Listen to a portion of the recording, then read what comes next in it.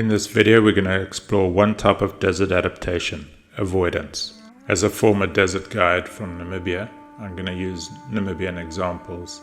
The main theme of this video is how animals temporarily avoid the extremes of deserts. The most simple way to get out of the heat is by digging, or at least by going into burrows and shelters underground. And so, quite naturally, that's the most common adaptation we see.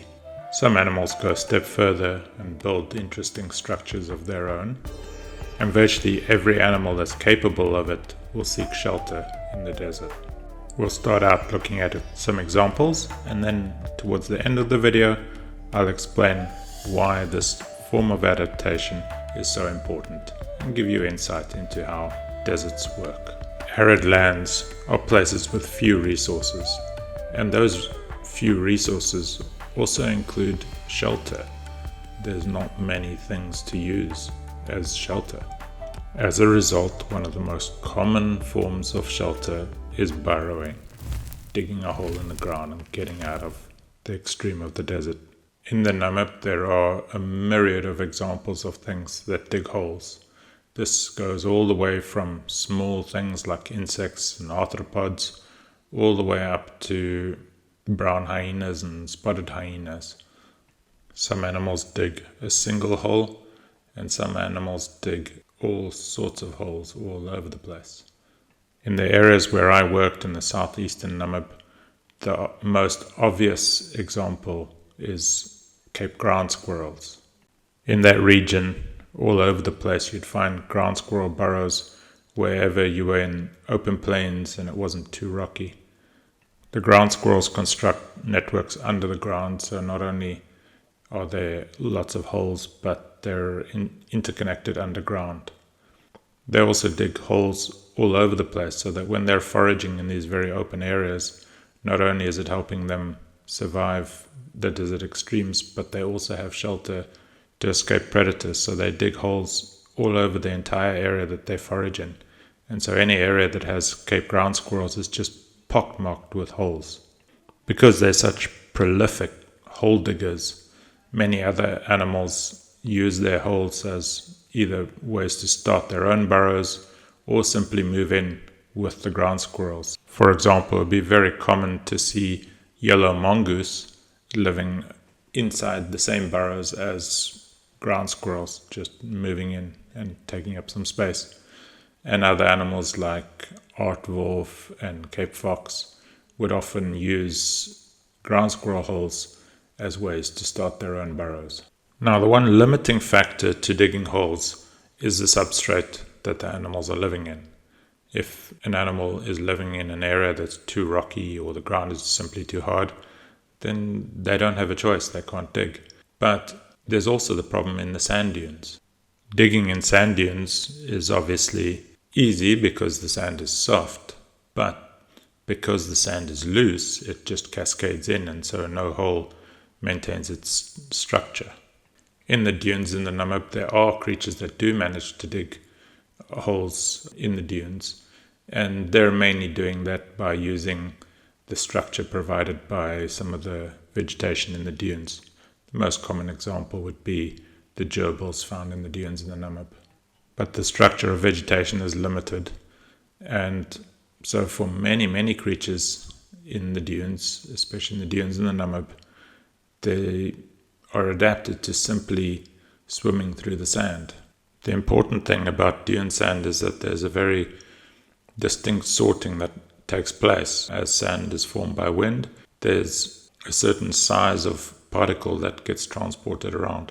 What this ends up meaning is that there isn't really fine clay. Although the sand is very fine, there's a limit to the fine material. And so, although it's very small, there are enough spaces to allow air movement into sand dunes. And so many creatures can live quite happily under the sand for quite some time. For some, their entire lives, basically. To understand how these animals breathe under the sand, you can imagine a bucket of ping pong balls or a big bowl of ping pong balls.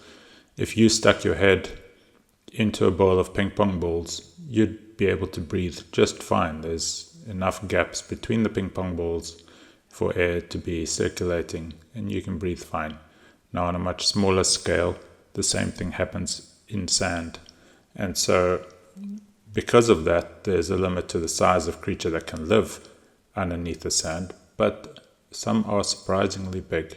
In the Namib Sand Sea where I worked, the most famous and representative creature of the animals that do live under the sand is the Grant's golden mole, a very special little creature. The Grant's golden mole, although it's not a mole, is a very small mammal, about the size of a mouse.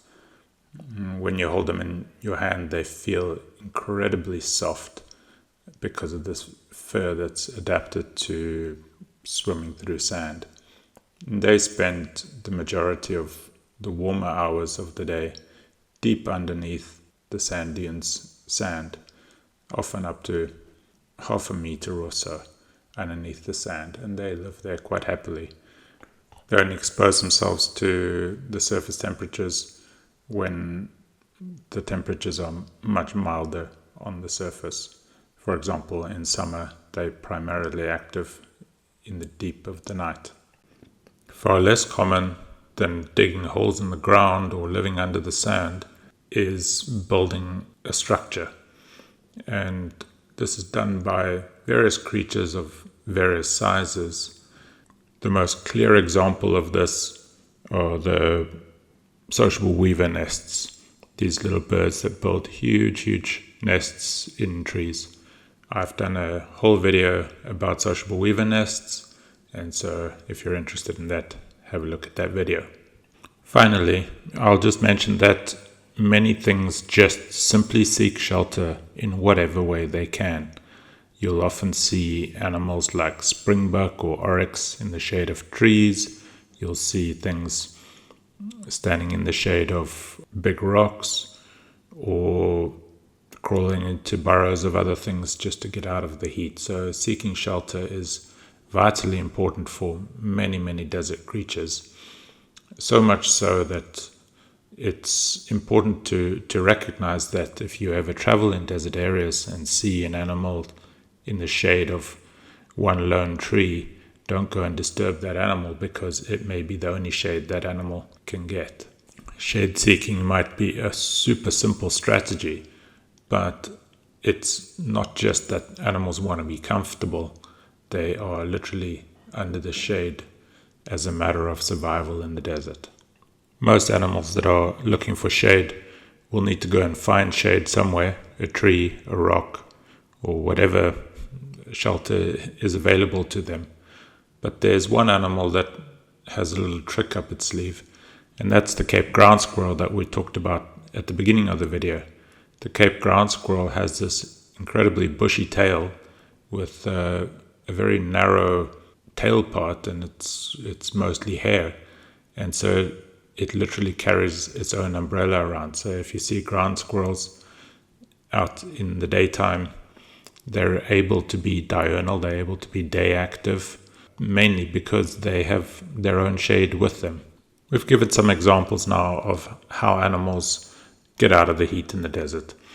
And so let's just discuss quickly what this actually means in terms of desert adaptation. I've done a short video on desert adaptation itself, an introduction, and I've done a video about water. And both of these two things are key to understanding what this is all about as a form of desert adaptation. The primary problem of a desert, the main thing that every single animal has to adapt to, is the fact that there's very little water in deserts. Sheltering and getting out of the heat is not directly influencing how much water they have or don't have, but it does indirectly. Heat is managed primarily by losing water. For example, if you are hot, you sweat, and that cools you down. In environments where water is the primary restricted resource, animals need to ensure that they don't need to spend water, this primary resource, as a way to get cool. And so staying out of the heat of the sun is the most simple way to avoid needing to lose water. It's a very simple behavioral adaptation, but makes a massive difference in virtually every animal that lives in deserts to some extent seeks shelter. If you've been to deserts or dry places other than Namibia, I'd love to know what kinds of animals seek shelter, what interesting ones have you seen? Let me know in the comments below. Thank you so much for watching this video.